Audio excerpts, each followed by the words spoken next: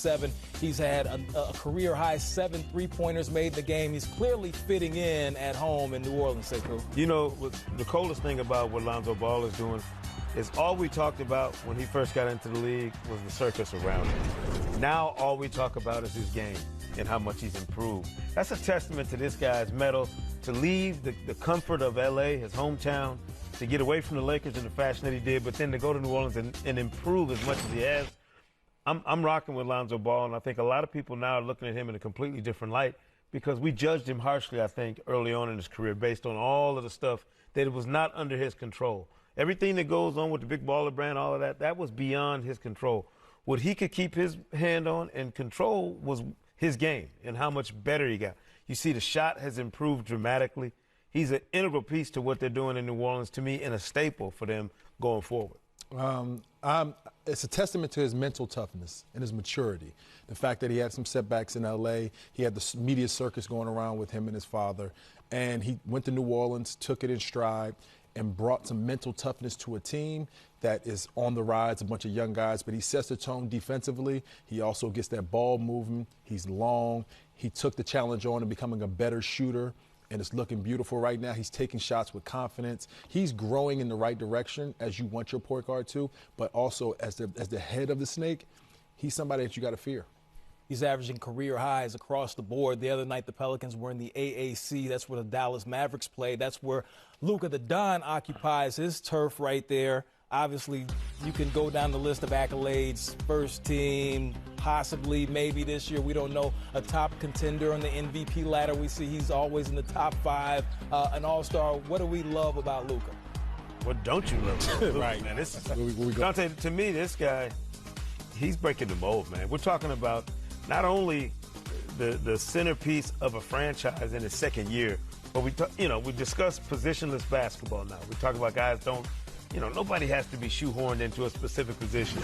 This dude is playing, to me, the way LeBron plays now at 20. And I don't think that's a push. You look at the number of triple doubles, the way he commands the floor, the way he scores and gets whatever he wants. Physically, he's big enough and sturdy enough to battle guys bigger than him, good enough and skilled enough to go around guys who are smaller than him. I mean, what can't he do that you'd like him to do? And he's a better shooter at 20 than any of the other jumbo playmakers who have walked into this game at that age. Think about it. Magic was unbelievable. Mm-hmm. I'm not saying he's better than Magic, but I'm saying if you went skill for skill, Magic couldn't shoot it at 20 years old the way Luka can now. That's staggering when you think about the potential that's there for a guy who's been a pro since he was 13, but has come into the league and taken it by storm. He's got everything you want and more. He's big, strong. He's a matchup nightmare. He gets guys involved. As you said, he can shoot the ball. He's not afraid of the moment. He's a traditional go-to guy that plays the point guard position, and he's going to be one of the top 3 players in basketball for the next 10 years going forward. As you see LeBron James trailing out of the game, just naturally, Father Time is undefeated. You got a guy like Luka coming in, an international player, but he's played on so many high stages already that he's not afraid of these moments. And he's going to be dangerous come time in the playoffs because he's going to take his game up another notch and not be afraid of them because he's been used to those moments in international basketball already. Jason Kidd is a Hall of Fame point guard. It took him hundreds of games to get 21 triple-doubles in a Mavericks uniform. Luka has 22 in less than 2 seasons, moving things along. And the top 7 point guards under the age of 25. We go to the Sacramento Kings, swipe the Fox. De'Aaron Fox, we've seen what he's able to do. He seems to get better every single game. He's on a stretch right now to where he's averaging over 23 points a game. What do you like about him, Dante? Athleticism. He gets out there. He's the fastest player in basketball, in my opinion. Gets out in the break. He's explosive at the rim. And he still has some room to grow, but he's a worker. He's trying to bring that Sacramento Kings team back into playoff contention, back into where they want to be and where they need to be for a winning perspective. So he's a guy that's been working his tail off, but he's more of the athlete than those guys that we spoke before. Those are skilled players, but he's an athlete who has different capabilities in them. Yeah, I like that he's a game changer. When you have that kind of end-to-end speed with the ball underneath you, because we got a lot of guys in this league who can run, but it's a different speed when you can run with it and control it and handle it the way. To me, it reminds me in that respect of a young John Wall. And when John Wall would get his motor going and nobody could keep up with him, he'd go end to end before you could blink. And to me, De'Aaron Fox, if you're the Sacramento Kings and you're going to take that step and finally get out of the lottery and get back into the postseason and become a team in the West that's battling for a playoff spot year after year, it's going to have to start with him. He's got to be the head of the snake, as he mentioned, for Lonzo Ball. He's got to be that same presence, that same player for Sacramento to get over the hump.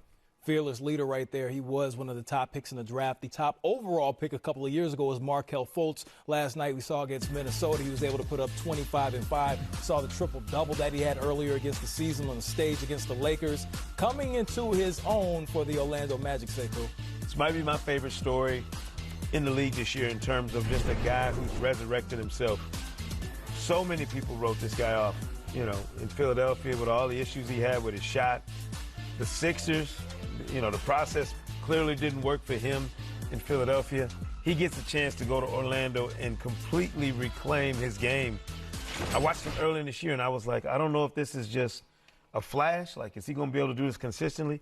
He's shown us why so many teams were considering him with that, you know, as the top player in that draft. The talent's there.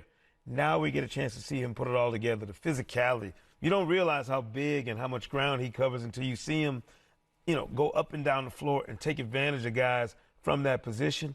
I love what Markelle Fultz is doing to put himself back in this space, and I'm rooting for him. I really am. I'm rooting for this guy to continue to keep getting better. Yeah, everybody's rooting for him because he's like that feel-good story of the NBA. He's had to face some extreme adversity going forward. I don't know what I would do if I could not shoot the ball. I just couldn't figure that out and what it would take from my game.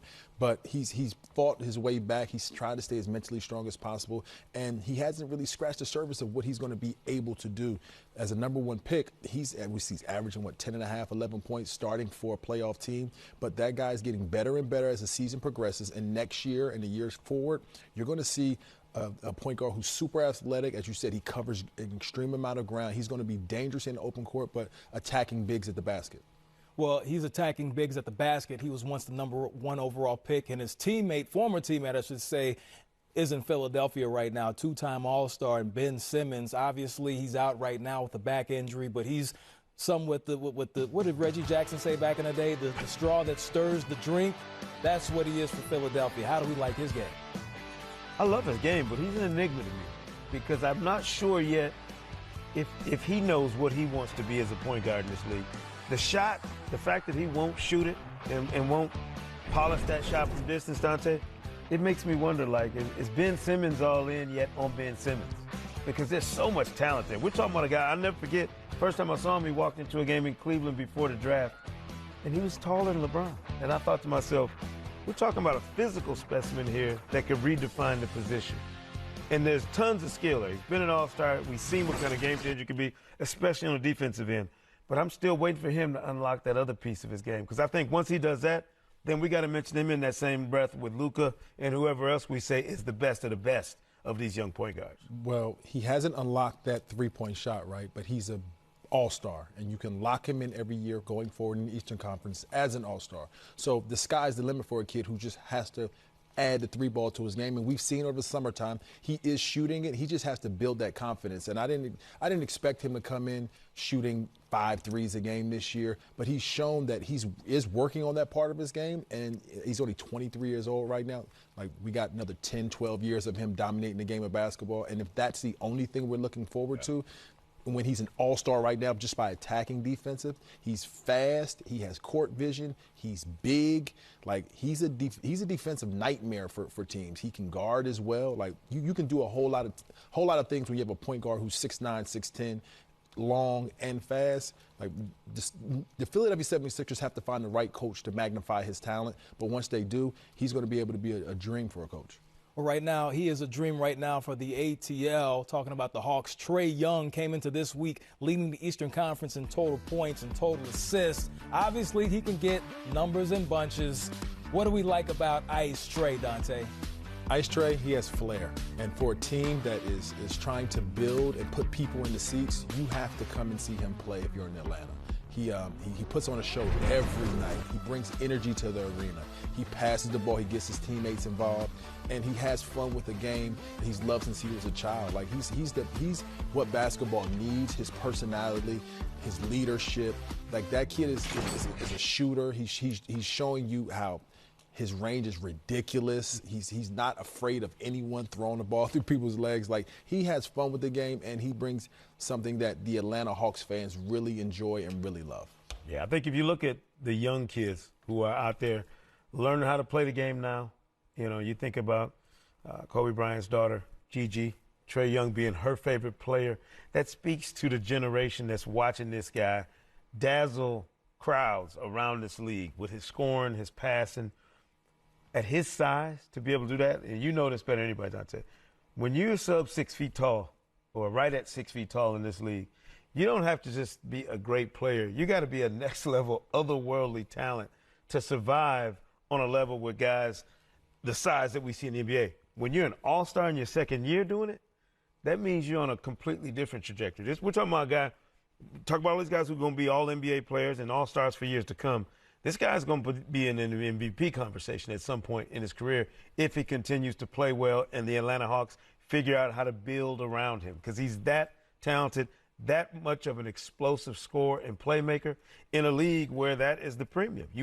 What's more important right now than shooting in this league? Right, shooting is the premium in the league, and he does that with the best of them. But Sekou, as you said, playmaking is his thing. When you asked him who his favorite player was, I think we get caught up in the comparisons because him and Steph kind of look alike and have that same type of shooting flair. But Steve Nash, and that's a two-time MVP in itself, but that's a guy who was a two-time MVP by getting everybody involved. He got everybody paid, he got everybody involved, and he made the game better for all of his teammates. So if that's what he holds himself to, the standard he holds himself to, then the Hawks have the right player to run their organization. He definitely got everybody paid. Now, earlier I said 7 is the number of perfection. I went all the way out to do that because I thought that I had 7. I miscounted because obviously there's one point guard who we're leaving out, and he likes to call himself the point guard. Ja Morant, I cannot leave him out, so we'll take the number to 8. 8 is clearly enough right here. We love this game, don't we, Sekou?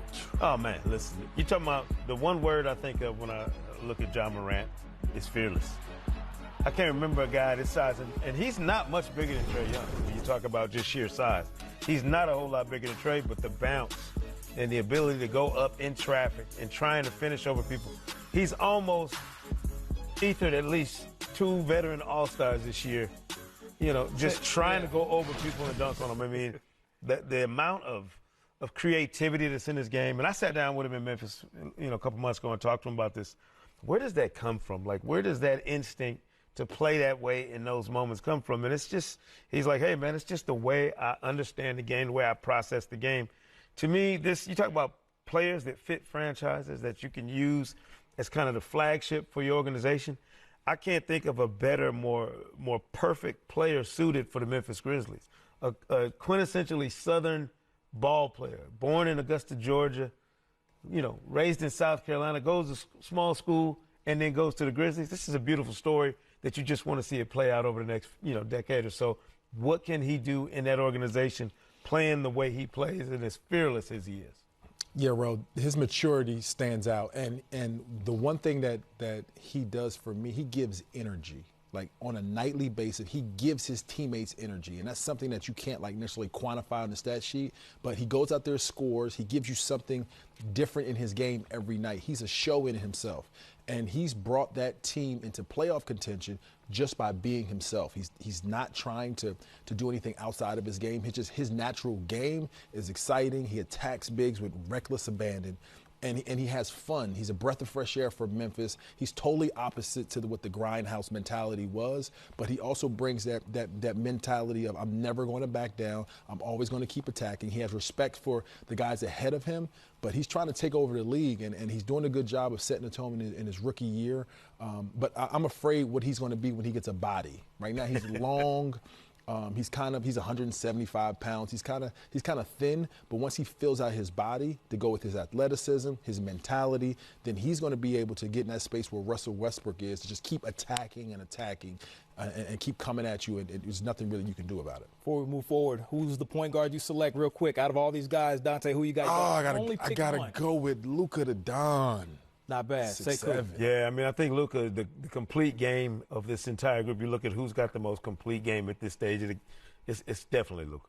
I'm going to go with Luka as well, so that makes it a clean sweep right there. Took 1 out of 7 more. Now you're 8 up. Random method line that you 7, 1, and 8. I don't know why I said that. But this is what we're doing right here. Game time. We're having a great time. Hey, it's Roe Paris.